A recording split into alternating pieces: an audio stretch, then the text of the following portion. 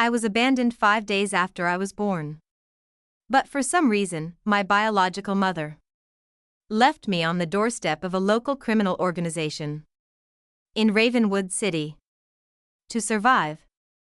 Even while still in my swaddling clothes, I instinctively cried, "Dad," when a group of hardened criminals glared down at me. The rough men instantly frowned. Maybe we should keep this kid. From then on, I gained 108 dads. But our home was truly a den of outlaws. Every single one of them was on the most wanted list. So to avoid causing trouble for my dads, I lived a low-key life for over a decade. That was until high school when I encountered school bullying. Tiffany, the queen bee, and her cronies cornered me in the restroom, splashing me with cold water, tearing my clothes, and even filming me with her phone. "Why are you staring, you scholarship student? How dare you glare at me?" But they hit me so hard that I grabbed her, and we fell from the 3rd floor. When I woke up, the teacher in the nurse's office was scolding me. "She hit you, so you tried to kill her? Is that it? You're absolutely vicious. Call your parents immediately. I want to see how your parents raised you." My hair stood on end. I meekly asked, "Miss Davison, are you sure you want to call my parents?" As soon as the words left my mouth, a sharp slap echoed. Mr. Albright, Tiffany's father, struck me across the face, his eyes burning with menacing fury. "You brat, you will call your parents to apologize to me." I was instantly knocked to the ground, half my face throbbing with pain. Miss Davison, however, acted as if she hadn't seen a thing. She immediately fawned over Mr. Albright, nodding and bowing. "Mr. Albright, please rest assured. The school will handle this very seriously and show no leniency." She turned to me, yelling directly into my face, "Stella, look what you've done to Tiffany. Call your parents right away to pay for her medical expenses." I hung my head, my nails digging deep into my palms. A metallic taste of blood spread in my mouth. No, it was Tiffany. She was the one who first cornered me in the restroom, splashed me with cold water, and tore my clothes. But I couldn't finish my sentence. Tiffany started to cry weakly from her hospital bed. "Dad, she's lying. I was just passing by." And Stella suddenly went crazy and pushed me down the stairs. "She's just a scholarship student, jealous that our family has money. She's always hated me." "It was clearly you," I immediately retorted. But Miss Davidson didn't give me a chance to speak. "Shut up, Stella. The facts are clear. You deliberately hurt her." She grabbed me and dragged me out of the medical room, roughly pulling out my phone. Miss Davidson slapped it against my face. "I don't want to hear your nonsense now. Immediately call your parents. Tell them to get over here and pay up." Suddenly, the gaze of various teachers and students in the hallway focused on me. A mix of curiosity and schadenfreude. But I clutched the cold phone, staring at the bustling contact list. Yet I couldn't bring myself to make the call. I had 108 dads, but Dad 1 was a syndicate boss. Dad 3 smuggled weapons. Dad 15 lent out high-interest loans. And Dad 78 ran an illegal casino. Though they always loved to give me black cards and then pat my head, saying, "Stella, don't stir up trouble out there. But if anything happens, always come to us. If anyone lays a finger on you, Dad 1 will make their whole family disappear from the face of the earth. Right? Anyone who dares to make you suffer, Dad 3 will come for them with a pair of knives." But they were all Ravenwood City's most wanted criminals. A shiver ran through me. I remembered them always leaving early and coming home late, their bodies covered in knife scars and the smell of blood, grumbling about running into the cops again that day. I remembered the news channels, constantly featuring their wanted posters. I couldn't risk putting them in danger. Looking up again, I tried one last struggle. Miss Davison, my dad's. They're all working out of town. Very far away. They can't come. Could we? I'll write an apology. I'll apologize. Publicly. I'll accept a disciplinary record. Anything. Please don't call them, okay? Miss Davidson let out a sneer. Working out of town. No wonder you turned out to be such a shameless child. And they can't come. Tiffany's medical exams. Her emotional distress, compensation. That's a lot of money. Can a kid like you pay for it? Call them quickly. Don't waste my time. She looked at me with utter contempt. How much money I can? I was about to say. I could pay for it myself. As my dad's had given me black cards I hadn't even touched. But Mr. Albright emerged. And immediately handed Miss Davison a bank card. Miss Davison, here's $50,000. It's a donation for the school. My demand is simple. Get her parents here to compensate us and admit guilt. Otherwise, I'll just call the police. I'll charge her with aggravated assault.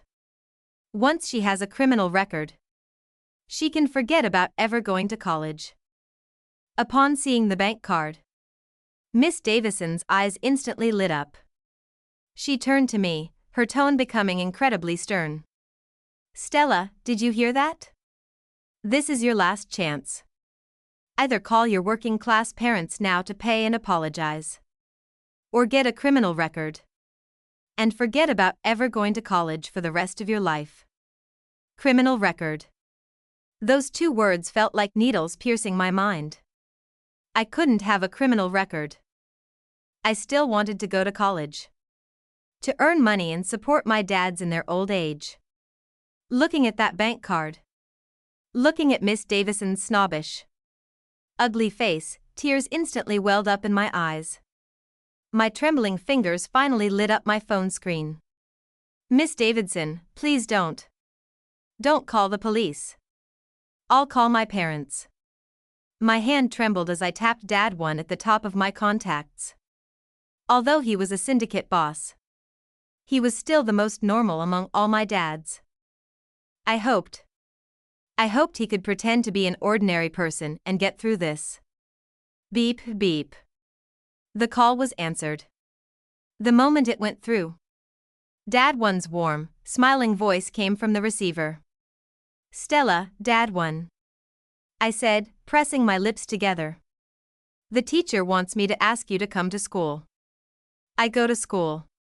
He instantly sounded excited. Oh, is my daughter winning another award? This is the first time you've asked me to come get a certificate. Wait up. I'm coming now. No. A pang of sadness hit me. I was about to say no. But then, a clear gunshot suddenly rang out from the other end of the line, followed by a strange man's scream and a series of dull thuds. I froze instantly. I faintly heard a very soft "clean it up." Childhood memories flooded back. Dad one always came home with blood on him. But he would lie and say it was ketchup. His breathing seemed a little unsteady. But when he spoke to me, again, his voice was still gentle. Know what, sweetie? Thinking about whether he was doing something dangerous. Whether he was hurt. My heart pounded. The words on the tip of my tongue hardened into nothing. Fine. I can get the award myself. You're busy. I'm hanging up. Hey, you didn't even say anything. Why are you hanging up? Hearing this, Miss Davison shouted and reached for my phone. I instinctively dodged, quickly ending the call. But the next second slap, another harsh slap landed on my face. Miss Davison's face was distorted with rage. You've caused such big trouble. And you're still trying to hide it from your parents. Mr. Albright slammed his hand against the wall, pointing at my nose and yelling, "Don't think you're getting away with this by hiding it from adults. I'm telling you, in this part of Ravenwood City, I'm the local big shot.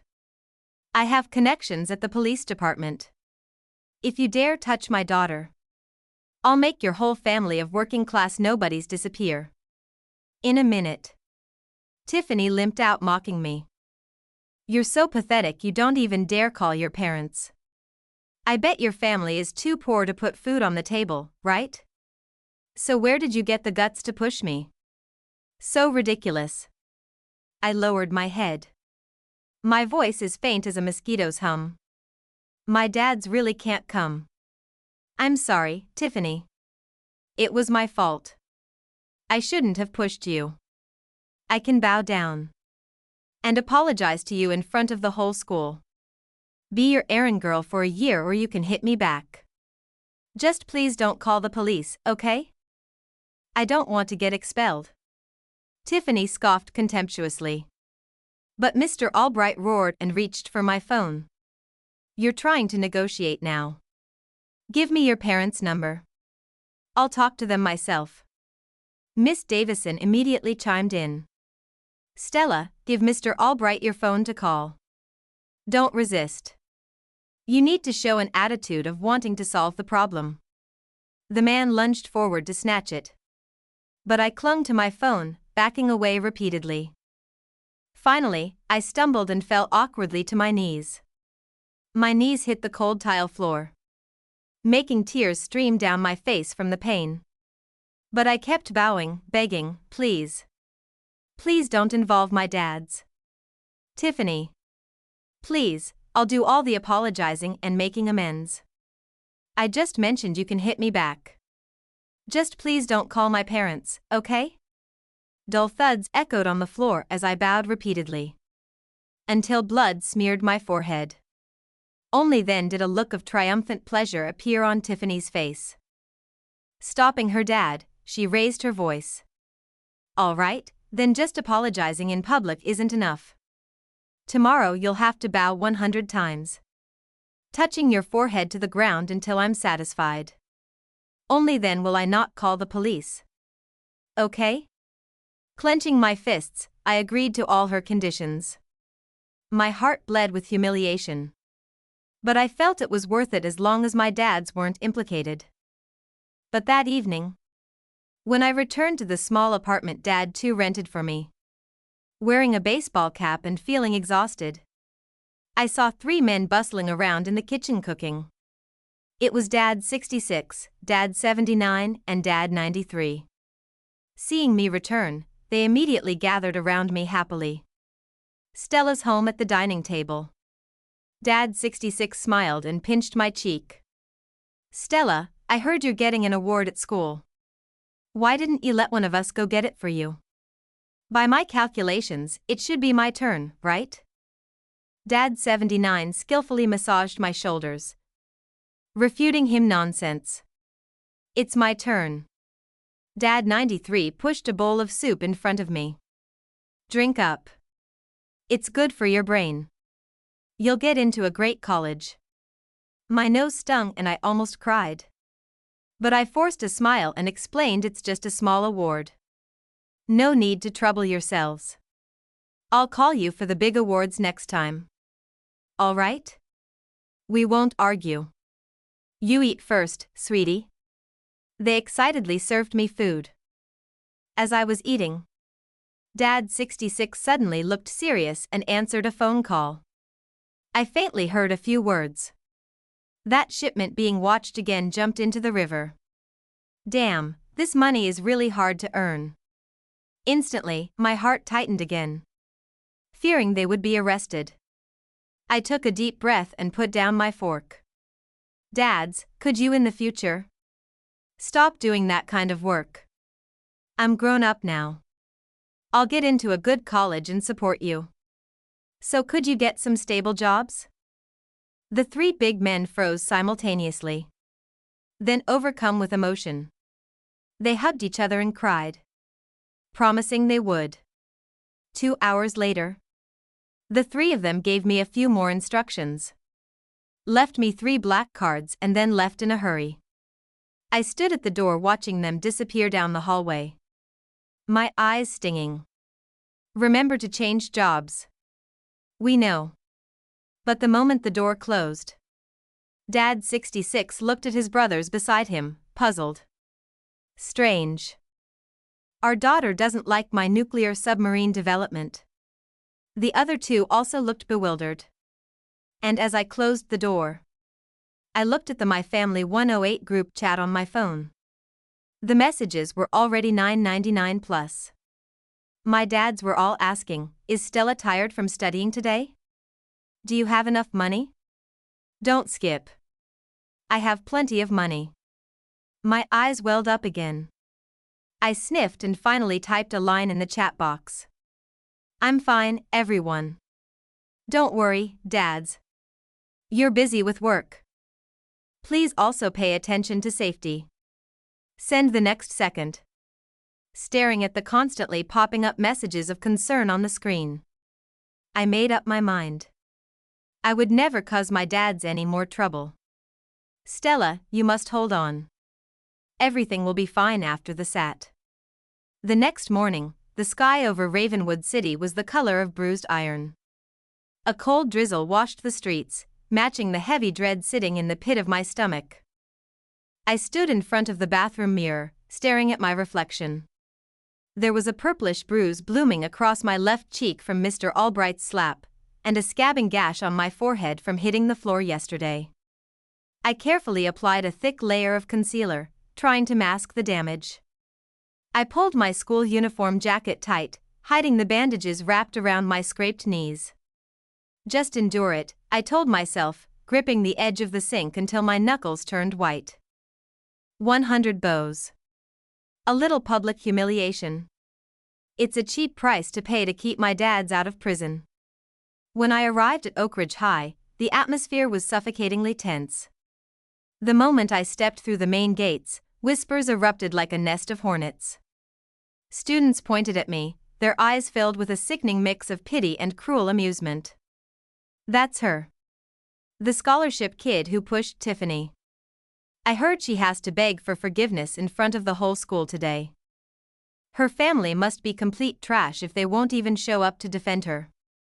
I kept my head down, staring at the scuffed toes of my cheap sneakers, and walked toward the main auditorium. Miss Davison had outdone herself. She hadn't just arranged an apology, she had turned it into a public spectacle.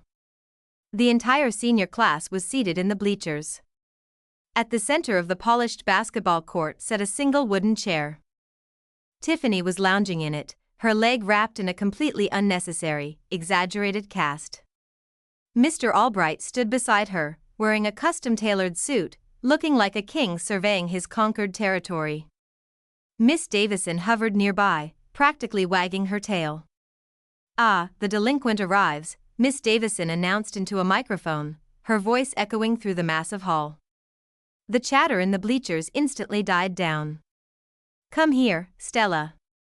Don't keep Mr. Albright and Tiffany waiting." Every step felt like walking through wet cement. I walked to the center of the court, the harsh fluorescent lights burning into my eyes. "Look at her," Tiffany sneered, loud enough for the first few rows to hear. "She looks like a drowned rat. I told you she wouldn't dare bring her garbage parents here." "Of course not," Mr. Albright chuckled, crossing his arms. "People from the bottom of the barrel only know how to hide. They breed cowards. Now, girl, let's get this over with." 100 bows. Forehead to the floor. And you will say, I am a worthless rat and I beg for your mercy every single time. If I don't hear a thud, it doesn't count. A collective gasp rippled through the student body. Even for Oak Ridge's elite, this was extreme. But no one spoke up. No one dared cross the Albrights. I stood completely still for a moment.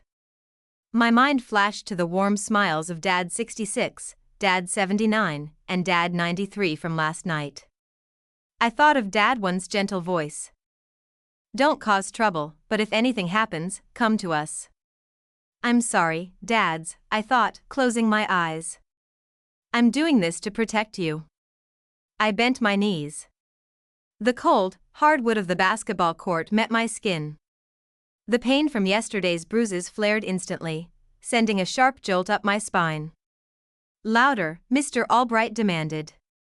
Start. I placed my hands flat on the floor and slowly lowered my head. I am a.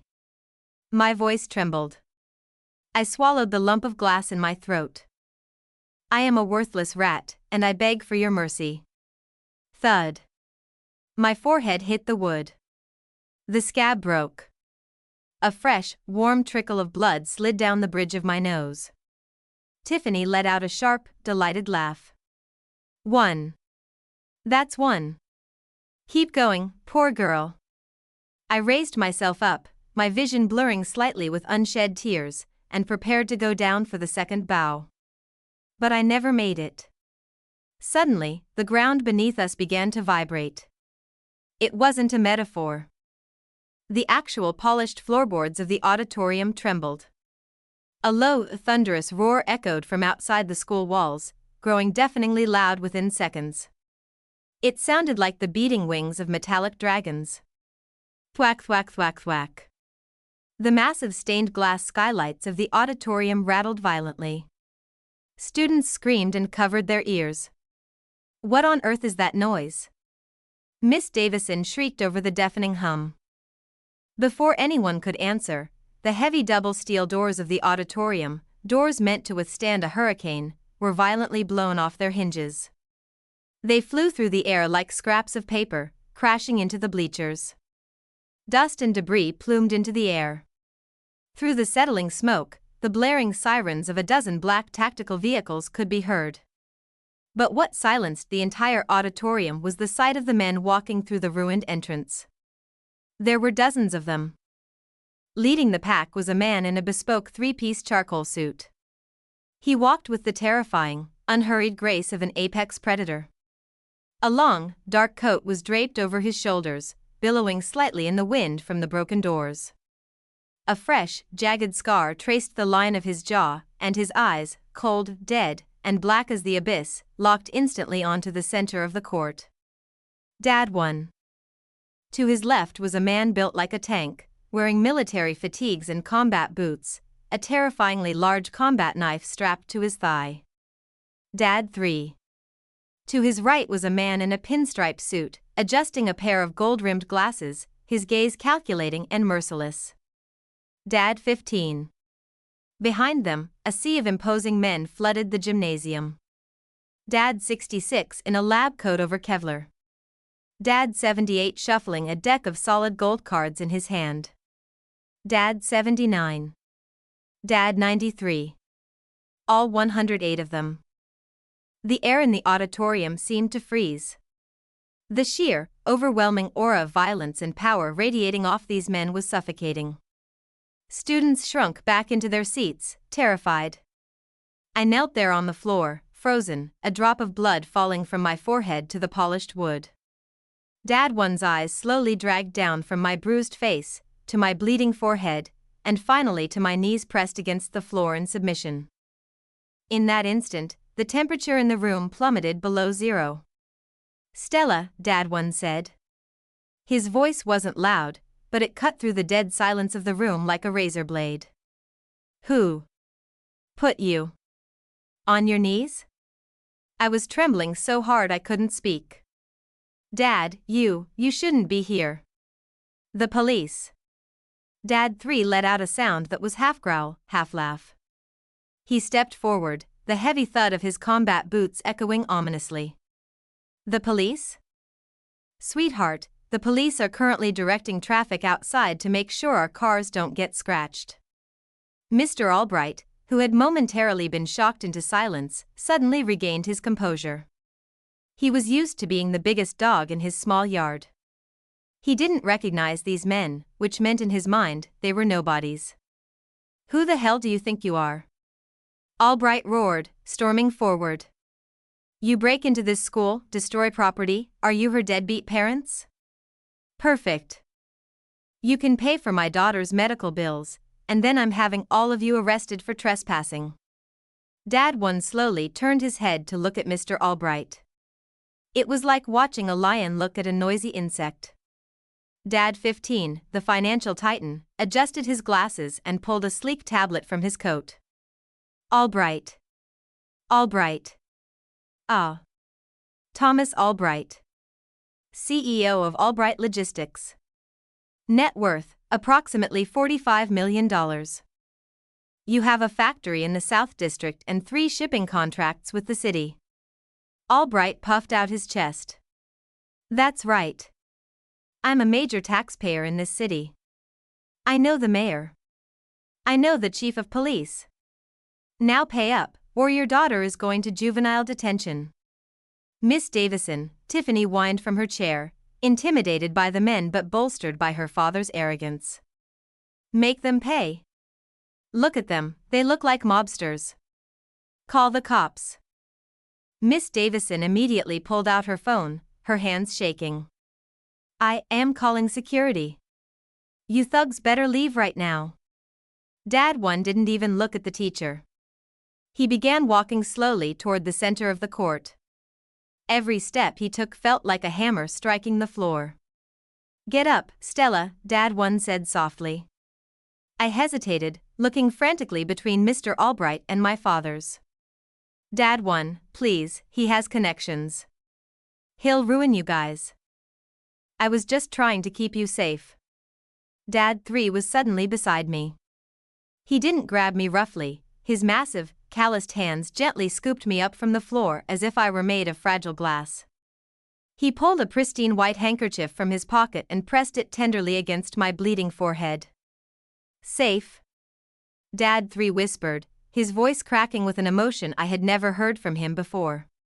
His eyes, usually fierce, were wide and shining. You took this. You took this abuse to keep us safe? You said you were on the wanted list, I sobbed, the dam finally breaking. You said you were always hiding from the cops.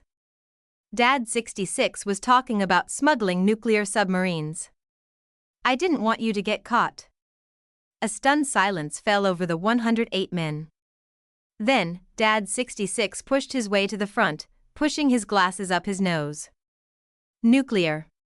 Stella, honey, I'm the lead engineer for the Department of Defense. The wanted list we talked about? It's a list of top-tier talents the international intelligence agencies want to headhunt. The cops we complain about?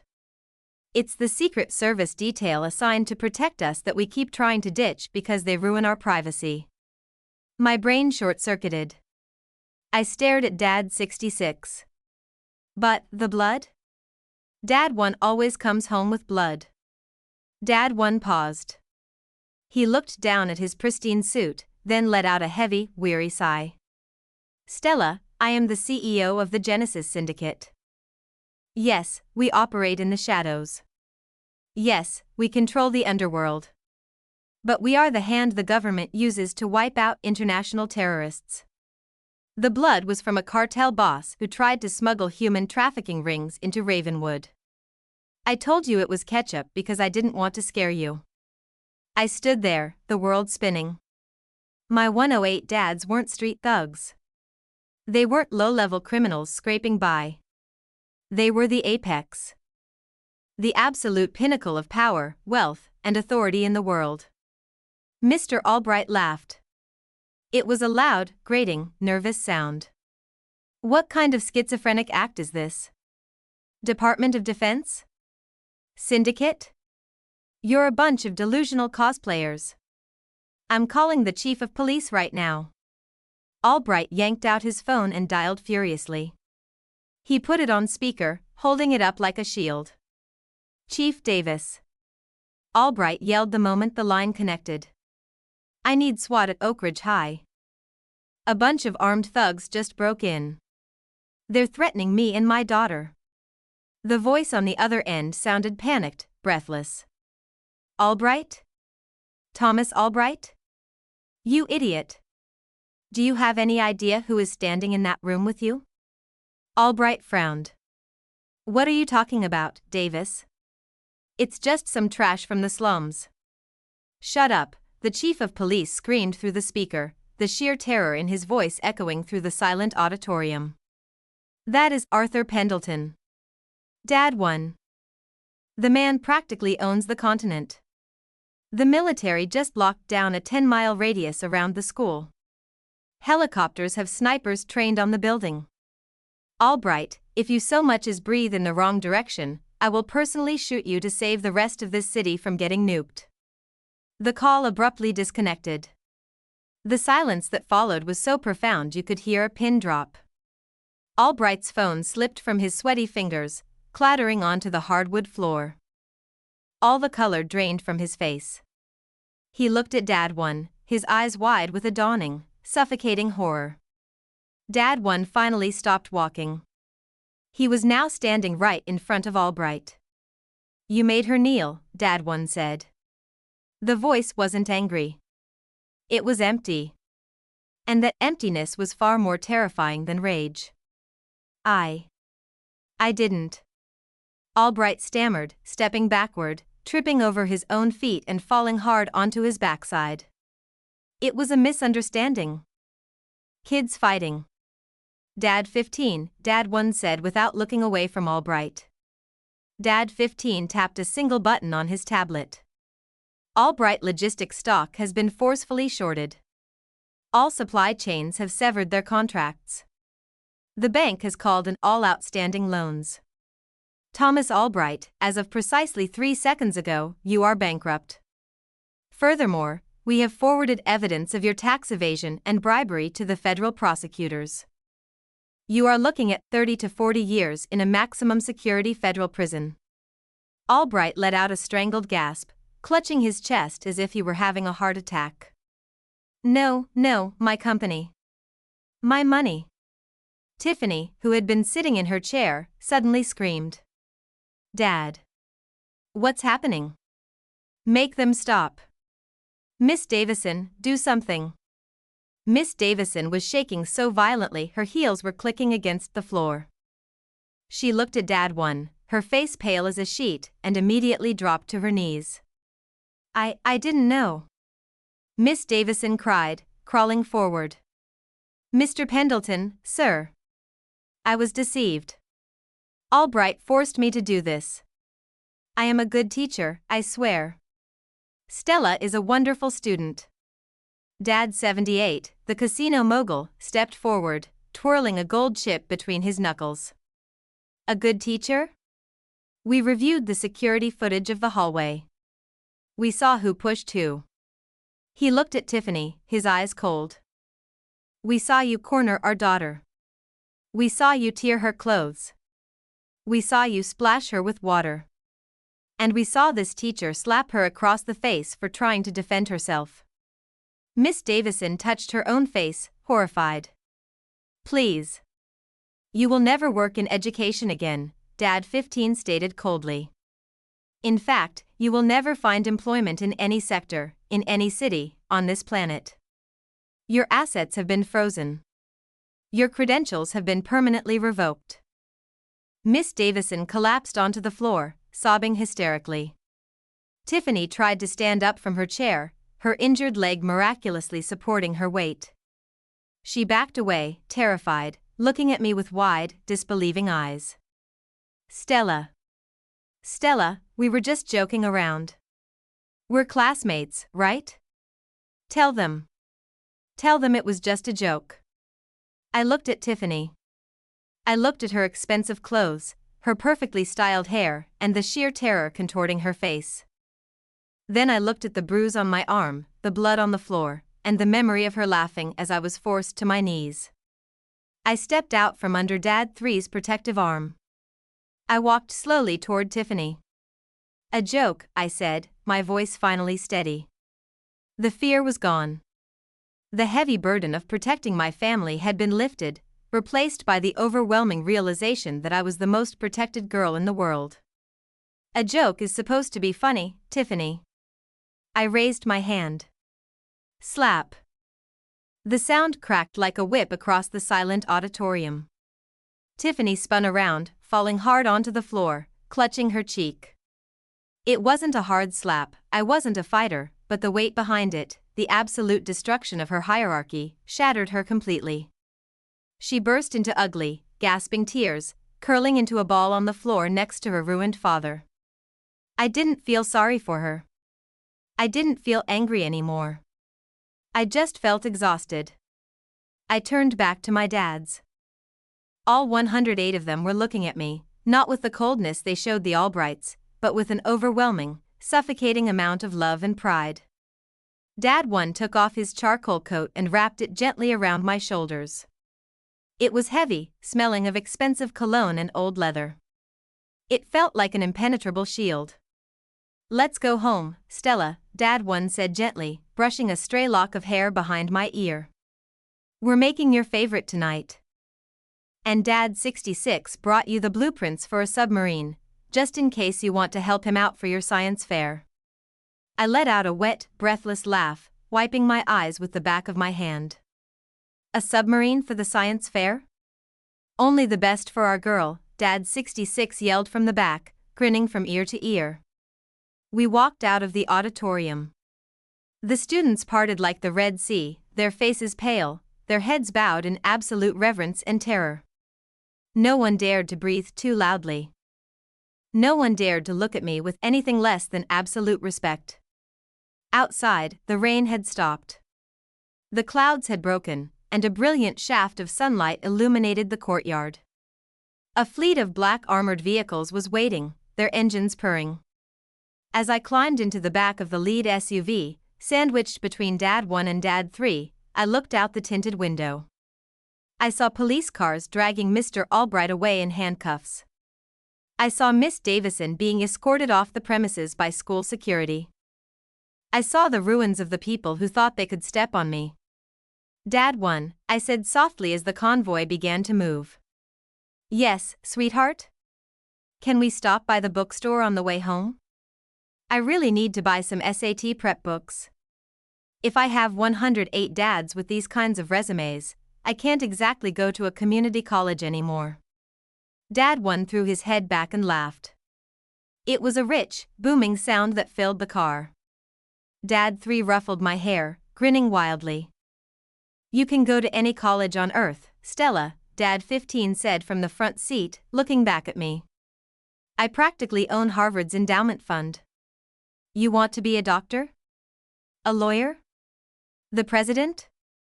I just want to be your daughter," I said quietly, leaning my head against Dad 1's shoulder. The car went silent. I felt Dad 1 stiffen, and then a large, warm hand gently cradled the side of my head. "You always will be, kiddo. You always will be." The next few months were a blur of surreal adjustments. Life changed, but it also didn't. I still lived in the same comfortable apartment, though I found out Dad 2 actually owned the entire luxury building and had simply kept the other units empty so I wouldn't have noisy neighbors. The 108 dads stopped hiding their true selves. Dad 79 turned out to be a Michelin-starred celebrity chef who had retired from the public eye to focus on family. He took over my meal prep entirely, ensuring my lunches at school were extravagant, multi-course bento boxes that made the cafeteria smell like a five-star restaurant. Dad 93, who always worried about my health, was revealed to be the head of a world-renowned medical research institute.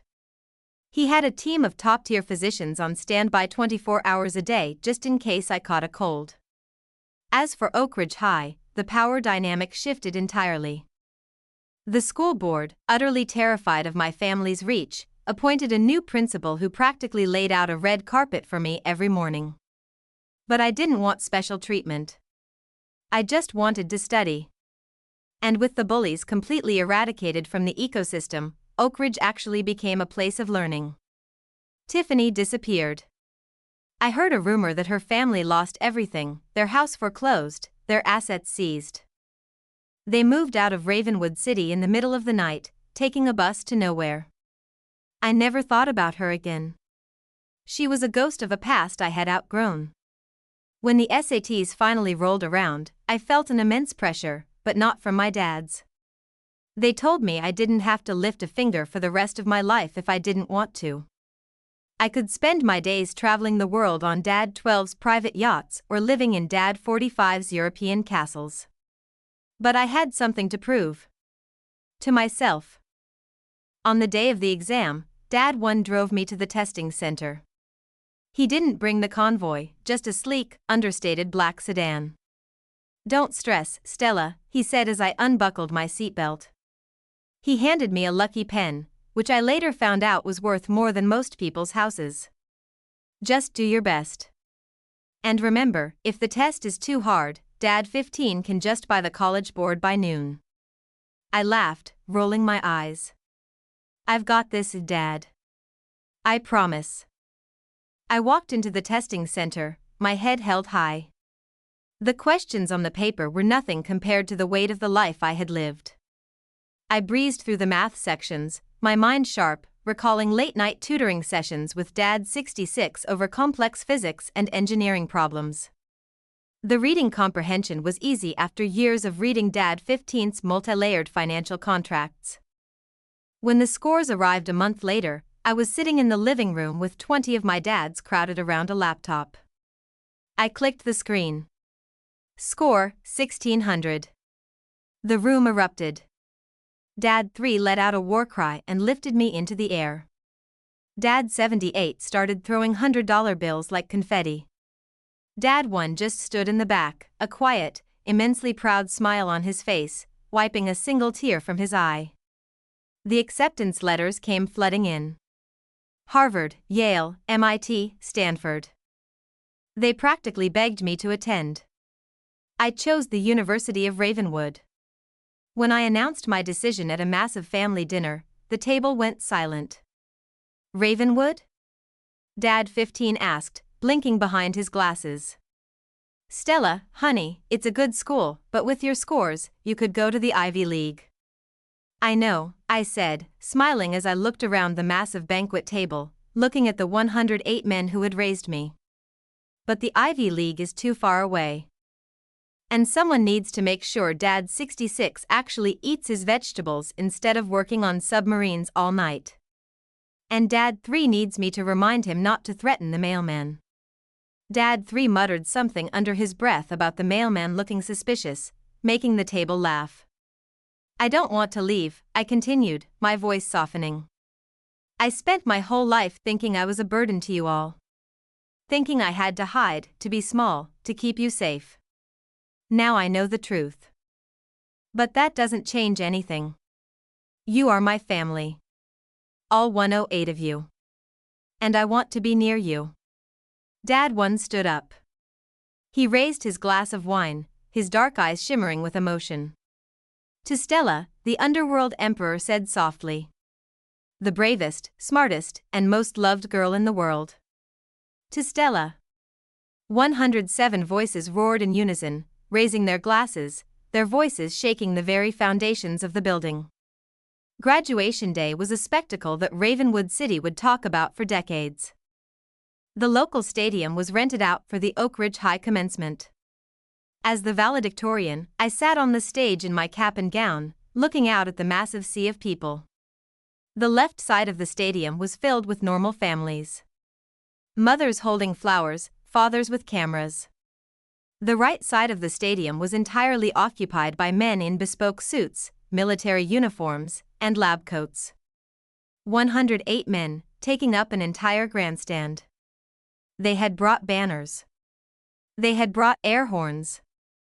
Dad 3 had somehow smuggled in a confetti cannon that looked suspiciously like a mortar launcher. When my name was called to give the valedictorian speech, the roar from the right side of the stadium was deafening. It sounded like an invading army cheering for their queen. I walked up to the podium. I adjusted the microphone. I looked out at the faces of my classmates, some who used to pity me, some who used to mock me. Now, they looked at me with respect and awe. But my eyes moved past them. They locked onto the men in the grandstands. I remembered being a baby, crying on a doorstep, abandoned by the people who were supposed to love me. I remembered the rough hands that picked me up, the terrifying men who decided, in a single moment of unlikely grace, to keep a child they didn't have to. They say it takes a village to raise a child, I began, my voice echoing clear and strong across the stadium. I smiled, the sun catching the gold tassel of my cap. I didn't have a village. I had an empire. The crowd was silent. For a long time, I thought I was walking in the shadows. But I realized, the shadows weren't there to hide me. They were there to protect me. I stand here today, not just as a student, not just as a graduate, but as a daughter. I looked directly at Dad One, who was standing in the front row, his hands resting on his cane, radiating pride. Thank you, I said, my voice thick with emotion. To the men who taught me that family isn't blood. Family is the people who will tear the world apart to keep you safe. I love you. Dad 3 fired the confetti cannon. A massive explosion of gold and silver rained down over the stadium. The 108 dads cheered, their voices echoing off the clouds.